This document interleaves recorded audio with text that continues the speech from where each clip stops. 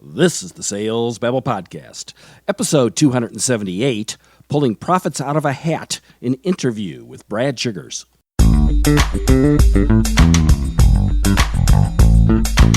Welcome to Sales Babble, the podcast that shares selling secrets for non-sellers. And now your host, Pat Helmers.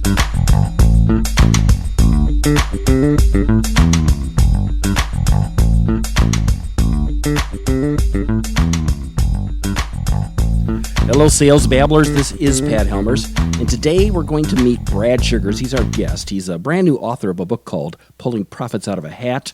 And today we're going to talk about things that salespeople can do to have a profit-oriented mindset. And in his mind, it's kind of based on exponential growth.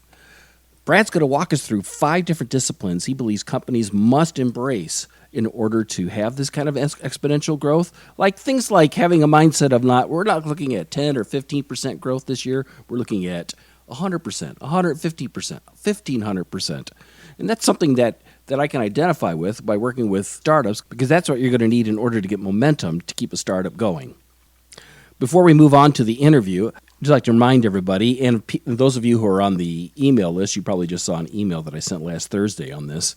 If you could fill out the Habanero.community market research study that I'm working on. This is a software company that we're thinking about building.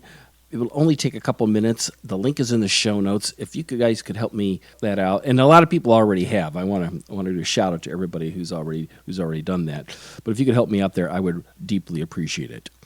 But enough of that. Let's move on to Brad Sugars. So with no further ado, let's get to it. Welcome, Brad. You ready to babble? I'm ready, buddy. Awesome. Brad, you got a new book out, right? It's called Pulling Profits Out of a Hat. And then on the subtitle, I can't read here. It's blurry. What's the subtitle? Adding zeros to your bottom line is magic. Yeah, buddy. Yes, that's what I want to talk about, adding zeros. What's up about this book? It's your 17th book, you said? It sure is. Book number 17. And I was sitting with a buddy of mine one day, runs a big company, and he said, it just seems like magic the way these companies like Amazon and IKEA, and it just seems like magic the way these guys make money. And I said, it's not magic, it's a formula. There's a formula for winning and stuff. And he just looks at me and goes, well, what is the formula? And I sat down and went, well, okay, I'll write a book about it then. So now at least he knows. At least he gets the answer. So is it true? Is it really formulaic? Absolutely. It's like, you can break stuff down, and especially creating profitability in an organization, you can break it down into a formula that sort of says, here's how you do it. I mean, I know I've been coaching business owners for 26 years now, and every time they don't follow the recipe, they end up with a business that's a pain in their backside. And every time they follow the recipe, they end up with a business that works without them. And they go off and take vacation. So, I sit back and I just say, why not follow the formula? I'm hoping today you're going to tell us what the formula is. No, I'm gonna make everybody buy the book to do that. What do you think? I teach business. Well, I have some of the book in my hand. Actually, let me go through it. Let me go through it. Okay. So there's 5 parts. There's 5 main disciplines to companies that have exponential growth. 5. And whether you're a salesperson running your own business, or whether you're a salesperson pretending to work for someone else, but you work for yourself, either way, you're building a business. So those 5 disciplines, when you sit down and you look at them, that is what makes the magic happen. Now, I see companies with only 4 of them, and of course, the magic isn't happening, or 3 of them, the magic isn't happening. So that's kind of why I went with the whole magic philosophy of this thing. It seems magic, but it's not really. It's like magic really isn't. It's a formula. I know all magicians would argue with me on that point, but that's what it is. So discipline 1 is strategy. So we can go into each of these if you want. Discipline 2 is business development, which Babel falls way under that category for certain. Discipline 3 is your people. Discipline 4, execution. And discipline 5 is mission. So which one do you want to hit first? And 5 is discipline? 5 is mission. Yeah, the mission of the company. See, mission. So I'm going to read these off here. We got strategy, business development, people, execution, and mission. So yeah, These are the ones. let's start with mission. Well, mission is all about whether there's a human connection to the organization, whether the clients or customers love buying from you, and whether your people love coming to work or not. And it's kind of weird using the word love in business, but I think if you don't use the word love in business, you're missing the whole point. And if your people don't love coming to work, how can your customers love buying from your business? So your business has to have that human connectivity. And so in the book, we go through how to actually do that and what to do and what structure to put in place to make sure that people love the business or love the products or the services. Companies that get that really make a winning out of it. I think salespeople that get it too. People love to buy from people they like. I mean, that's as simple as it can be in some senses of the mission. But customers got to find real value in the product and service that you have. I think that's where the true love really comes from, because that's the love that keeps on giving. It's like Jelly of the Month Club. Well, hence we go back for execution. When we look at execution, if the product or service isn't delivered with an exceptional level of quality and consistency and all of these aspects and how to do that.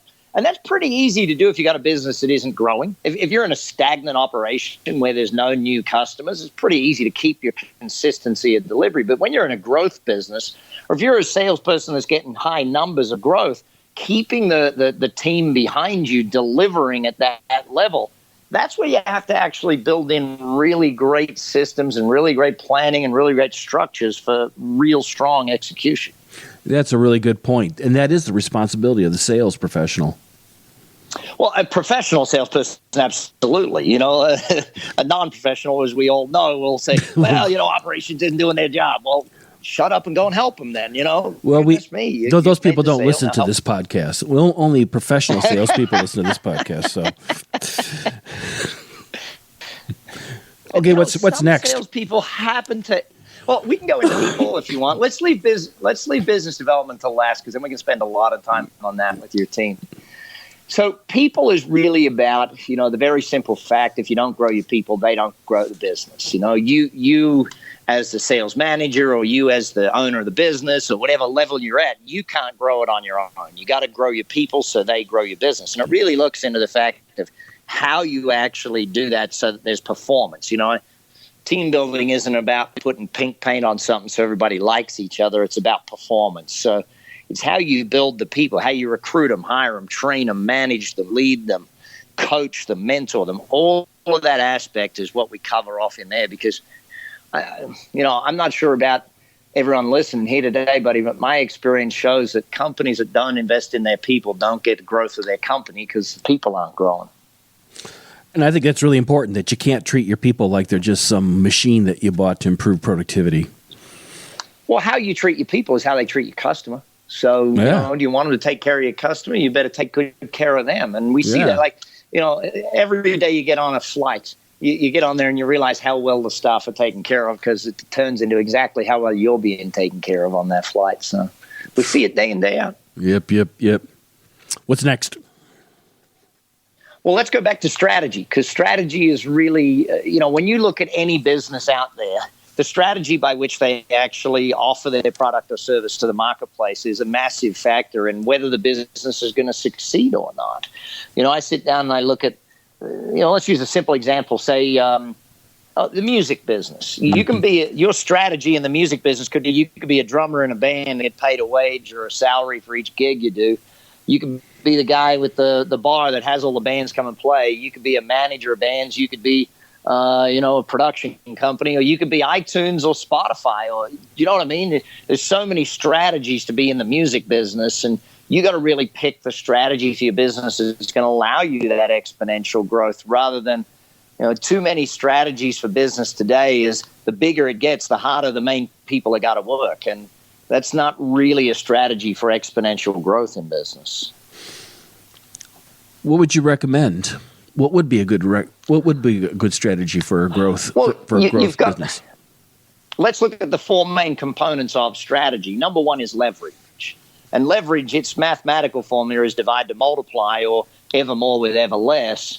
I teach it a slightly different way. I say, do the work once, get paid forever. How do you get a customer once that buys from you forever and a day? Yep. How do you if you look at, say, iTunes versus the guy playing in the drummer in the band's got to show up every week to get his paycheck. The iTunes, they put a song up once and take a 30% cut for a song they didn't even make and don't even own. There's two different strategies from a leverage perspective. The second part is that of scalability. Now, scalability's simplest definition is the next sale gets easier and costs less. So, for instance, one of my businesses many years ago was a rental business, renting out fridges, freezers, TVs, stuff to people that, wanted to do that. So I'd take a refrigerator. The first refrigerator we rented out took a lot of work setting up and getting everything out. Number 100 was still pretty hard, but number 1,000, number 2,000, it just got easier and easier and easier as we got bigger and bigger and bigger. And I think too many businesses are structured where scale is just not thought of in the structure of the organization. Yeah. Third is that of marketability. Does the product or service sell itself? I live here in Las Vegas, and I look at Zappos. There's a company that went from 0 to $1 billion in sales in their first 10 years. And what did they sell? Shoes. Everyone's trying to come up with the newest, latest, greatest gadget. And here's Zappos says, hang on, everyone already buys shoes, right? Yeah. Everyone already has a budget for shoes. Yeah.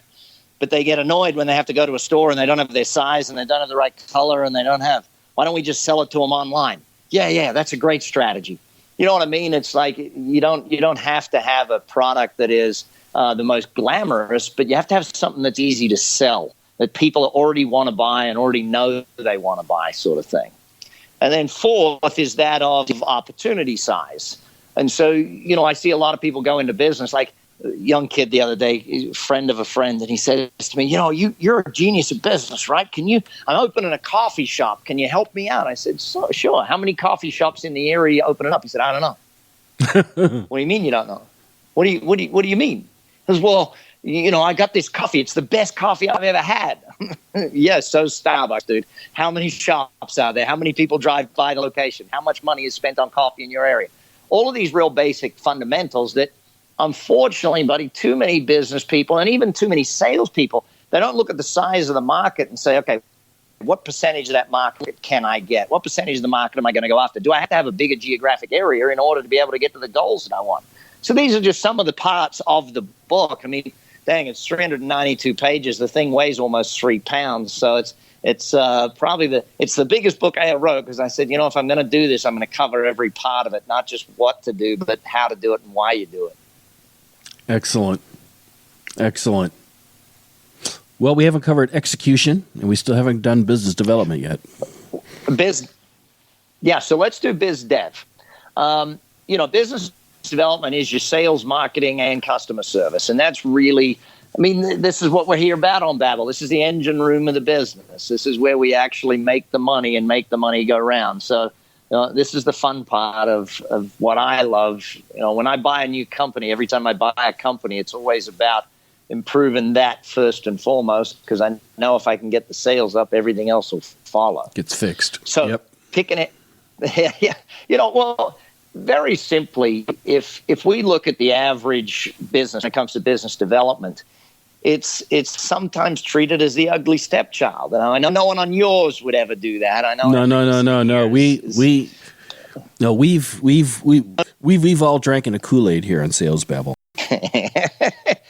And that's a wonderful thing. So when we sit down and we start looking at it and start saying, okay, if I'm going to improve the business development of any organization, first of all, I take a look at the marketing. Am I getting people coming to me rather than me going after people? Because one of the biggest challenges for every salesperson that I meet is that, it's marketing isn't delivering enough leads to me. Okay, well, if marketing isn't, then what are you doing to go and generate leads for yourself? And then I hear the thing, well, I'm working my social media. Okay, that's a midterm to long-term strategy, all right? Fantastic. Keep hiding behind your computer. I'd love to see how you get success from that. And it's really a mix of working, where are your short-term strategies, where's your mid-term strategies, and where are your long-term strategies, and getting that mix in play and looking at it. And as we all know, repeat business is where the profit is. So again, strategies for customer service and repeat business are a big part of it. So I guess that's the fastest summary I can give you of all of the segments of it. I know we only touched on execution, but that's the fastest summary. So let's get into some depth around some areas that might be fun for your listeners, buddy. Well, the book's about profit, how do we, in a lot of startups, really it's all about growing market share sometimes. But there's a time when it comes to acquiring new clients, they care about profit. Yeah. What kinds of things can salespeople do to have this whole conversation? Like, for example, I was reading your book. You had this whole idea of adding a zero, and I thought maybe you could talk about this whole discipline of adding zeros. Yeah. Well, let's first of all get to that mindset, and then we'll go back to that specific question. So most people's mindset is 10 to 30 to maybe 50% growth a year is a really strong growth. It's not really the way we approach business. What we approach business with is a mindset of how do I go 5-fold, 10-fold, 30-fold? How do I increase it by multiples, not by percentages? And starting with that mindset is really a big challenge for a lot of people, because I ask people, I sit with people all the time and say, what was your percentage growth last year? And let's say a guy tells me, I had 15% growth last year. I say, great. Next year, I want to see the plan for you to get 150% growth. And they look at me like I'm a complete, strange, moronic idiot. And they go, but. I said, well, hang on. Let's just start with the mindset that that's possible. Let's just start there. Let's get a mindset of possibility of adding a zero to what you do. What if we could add 2 zeros? How could we get 1,500% on what you're doing rather than – and all of a sudden now you're starting to challenge their thinking, because getting 15%, buddy, you and I both know most people, that's just work a little harder, do a little more, make an extra 10% calls or dials or whatever the numbers need to be. But to go by 150% or 1,500%, you've actually got to strategically change the way you're approaching what you do. You've got to get far more leverage, far more scale into your sales, into your marketing, into all of these aspects. So that mindset is something that a lot of business people struggle with. And I think that's why we spend at least a couple of chapters in the front of the book doing that, is how to actually get that approach to business. Because we see it happen out there. And this is what my buddy said that originally started me. He says, it just seems like magic. Not magic, dude. It's a strategy. So I think that mindset is a good starting point. Do you see most startups starting with that mindset, or do you think that they struggle with that in the beginning? I think most startups struggle with clearly understanding who their ideal client is and what the needs of the market are, and they're just so lost in that the idea is, I think they have a sense of like, this is a big enough market, there's enough growth that the market itself is growing so high, or I can capture the majority of the market for this small little, for this small little business, this niche, one way or the another. Yeah. If I get a small niche of a big market that's expanding, that's good. If I get a big portion of a smaller market, that's good too. But I think that's about as far as they think. They're just trying to ship product. Yeah. I think that there's a real challenge in the beginning is that sometimes we fall in love with our product or service rather than falling in love with what the market wants to buy. Yes. And yes. getting really clear on what it is that the market is trying to buy. And that's why I say to a lot of startups, it's going to take you maybe a year, maybe 2 or 3 even, to actually define the product or service and define the methodology with which you bill for that. You might be currently doing it where it's a straight up sell, but you may need to turn to a leasing or a rental option. You may be doing it. Do you know what I mean? There's so many different ways to strategically take your product or service and put it to market that you've got to really start looking at that. And if, I like to think of if at first you don't succeed, then, try something completely dang different. Well, people do like to pivot. Fall in love with. People do pivot. Yeah. I get there's pivoting. There's a difference. If I look at it very simply, the biggest companies in the world, some of them have an advantage. Car companies. See, car companies have a major advantage. They got to rethink their product every single year to 2 to 3 years. It must be fully redesigned. So they know that they've got to offer their product differently. They know they've got to add it a different way. Their leasing programs have got to change. They know that it's intrinsic. Fashion companies, it's intrinsic in their business. Some startups forget that fact that the market is moving and you got to get ahead of it, not behind it, not follow. You got to be ahead of the market if you want to be a startup that jumps and takes that share and steals all of that business from everybody else. And I think that's a simple fact to always remind ourselves of, that, you don't see Microsoft. Let's take a look at Microsoft as an evolution of a company, or Apple as an evolution of a company. Microsoft now going through an absolute boom because they made a massive shift from selling software to software as a service, and now they're moving into the service industry dramatically. Apple went from a computer manufacturer to when Steve Jobs come back. I mean, Jobs went away, ran Pixar, learned leverage, learned make something once, sell it a bazillion times, sold out to Disney for billions, comes back and takes Apple and says, hey, we got to become a music business rather than a computer business, and we're never going to make a song. We won't own any artists or do anything, but we're going to go over here and borrow this technology that Sony invented called an MP3 player. We're going to give it some sexy packaging, call it an iPod, give it some great software in the background, and pivoted massively to become a company that's almost bankrupt to the largest capital value company in the world. So, and that's how Apple and Microsoft are able to do it. Let's bring all this back, this whole idea of bringing profit into the sales arena. Mm-hmm. Well, what advice are you going to be giving our listeners here? Well, if I'm a salesperson, obviously as a salesperson, I don't treat it as I'm working for someone. I know it's my own business. So I got to look at it from that perspective. How am I going to boost my sales from my perspective? I always go back to three very simple things when it comes to salespeople and when it comes to improving sales results. And number one is always knowing your numbers. I've never, ever been able to improve my sales without knowing my exact numbers. And I'm talking about breaking my sales down into step by step by step along the way. I was working with a group of salespeople the other day, and I said to them, show me the flow chart of your sales process. And they said, Brad, ours is a fairly long process. I said, good. You should have a flow chart that's even stronger than anybody else's. And so sitting there looking through their sales process, and their flow chart had so few steps on it. It was like, well, hang on. How does a customer get excited? How do you build velocity into your sale by doing it this way? You guys don't build any momentum. You don't build any velocity into what the people are doing. They got to speed up as they get further through the sales process. So we sat down and we went through their sales process and started to add some steps, questionnaires, and adding things in there that, were just basic touches, simple postcards, simple updates, simple little things that kept the momentum building for the buyer. And, it's amazing where we do that. And give you a simple example of that one. I sat with a group of realtors, and real estate agents are the best when it comes to sales, but sometimes they're the worst of the worst when it comes to the sales process. And so I sat with them. And I just said, what do you send a listing from the moment they call you and they say, hey, I'd like to do a listing, and you say, oh, good, I'll come out and take a look and do an appraisal. And they say, well, I send them an email to confirm the appointment. I said, well, what do you send them that tells them you're above and beyond the next salesperson?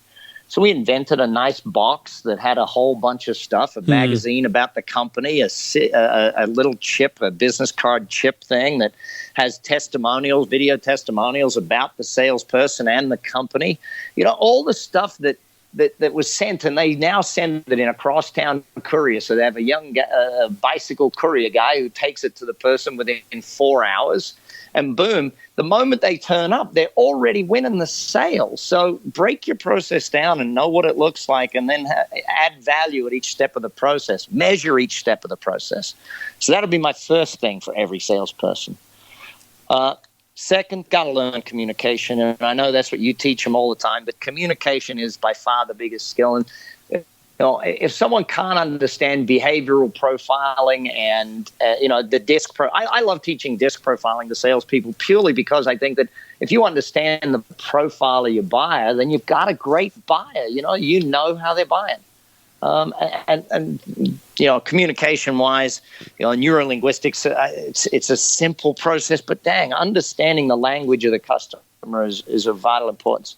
And third, and most important for salespeople, is do your homework. I get frustrated with salespeople who don't do their homework on a prospect and don't understand the prospect well enough, and learn their background, learn their industry, learn all that sort of stuff. I'd say they're the fastest three things I can give to most salespeople. Very good. Know your numbers, learn communication, do your homework. That's what I got here. Brad, how can people find you online? How can they find your book? Books at every great bookstore, Amazon, Barnes & Noble, Books A Million, all them. They can find me on all social media or at bradsugars.com. Probably, actually not on Pinterest. I'm not really that crafty, but are you on Pinterest? I doubt you're on Pinterest. No, not really, no. No. my latest craft project wasn't a success. Having 5 kids though, I get to do lots of them little ones. So Yeah, I bet you do. You have I saw a bunch of YouTube. You have a YouTube vlog or something like that? Yeah, I have a ton of YouTubes. I do a ton of little videos every day on social media, like just little drive time videos, just to give people. I think that these days we learn real well in a 2 to 5 minute segment type thing. We learn well in that short space and just get it going and jump in the car, drive for a half hour, listen to a podcast, that sort of thing. I think that that's important too. All right, so but as you know, great salespeople are all learners all the time. They're all on your podcast. Absolutely. By the way, if this is your first time listening to Patrick, I want you to subscribe to this. Don't just listen once. Listen every week. Get this stuff all the time. Go back and download. He's got hundreds of these dang things. Go back and download them all. Hundreds. Hundreds. That's why I started it. As a sales guy, how many times have I been in a car bored, going, "Boy, I sure wish there'd be a great podcast on selling." And that's there you go. Happened. See, yeah, it's all because of need. Find the need. What do I need? Go get it going. All right. All right. I'm a big advocate, though. I'm a big advocate for salespeople to just keep the learning going, whether it's an audio book or a book or whatever it is. Just keep the learning growing, because you'll never outpace your learning. Someone asked me recently. I was teaching a bunch of college kids just finishing college, and they were like, what's the best advice you can give us to be a success? And I said, the best advice is you'll never out-earn your learning. You cannot beat you can't, if you've only ever learned to make $100,000 a year, that's how much you make a year. You're never going to make $1 million if you've only ever learned to make $100,000. So study those making $1 million a year and you'll get close to it. Sounds good to me. Brad, thank you very much for visiting us here in Sales Babble. This has been fun. It's been fun babbling. Well, buddy, I babble on a lot, but somehow I try and help make it easy. And I want to thank you for making this interview easy. You asked good questions, so that made my life easy. Oh, you've given us great answers, so that makes it all the more easy for me too. So, all right. I feel like this is just the Patrick and Brad mutual admiration section of the podcast. Yes, indeed. All right, sir. Have a great day. Thank you. Some advice that Brad was sharing that I think really matters is the fact you need to know your numbers. That kind of discipline is not very common in sales professionals. Too often sales professionals are kind of winging it. And they have lots of activity, but it's not strategic. But if you're looking at your own personal KPIs, your key performance indicators, like how many calls you make, how much time you're putting in on these calls, what are the quality of the calls that they are, which ones work, which ones don't. And then, of course, you've got your opportunities. How big are those opportunities? When's the last time you talked to somebody about that opportunity? Are you advancing the sale? Are they moving their way through the pipeline? And you're looking at that closely, especially every Monday, every Friday. Because like what Brad said, as sales professionals, we're like owners of the company. It is our company. People buy from you first before they buy from your company. And people can see that if you love the products and that you love working for the company. If you don't respect the company, they can smell that a mile away. So I hope you really see that as a key takeaway from today's episode. To find Brad online, I've got links to him in the show notes, and that you can find those at www.salesbabble.com/278. Also got links to the Habanero.community study. If you could fill that out, I would really appreciate your help there too. Got a question, got a comment? I've been getting some great input from listeners, how I've helped. If you've got a story on how you implemented something that you learned here on the podcast, I would love to hear it. That's all I got for this week. Until next week, take care and have a highly successful and profitable selling day. I like that. Profitable. Pulling profits out of a hat, right? Hey, see you guys next week.